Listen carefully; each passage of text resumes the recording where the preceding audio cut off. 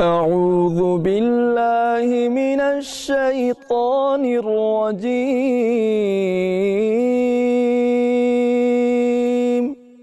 بسم الله الرحمن الرحيم.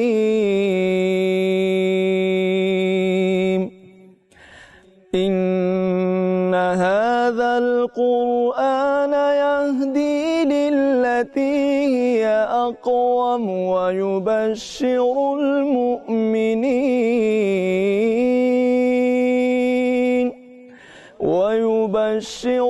المؤمنين الذين يعملون الصالحات أن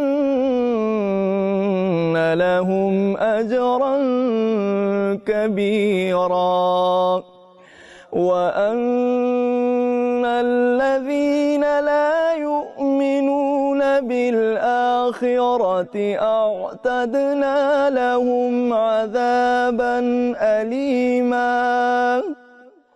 ويدعو الإنسان بالشر دعاءه بالخير، وكان الإنسان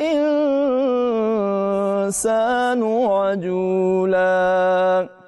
وجعلنا الليل والنهار آيتين فمحونا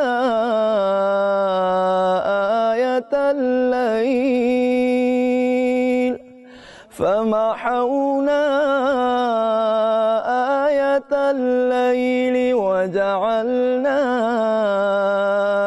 آية النهار مبصرة، وجعلنا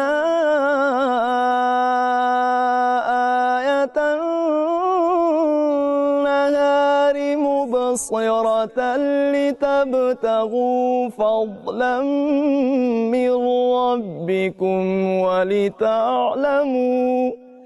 ولتعلموا عدد السنين والحساب، وكل شيء فصلناه تفصيلا. وكل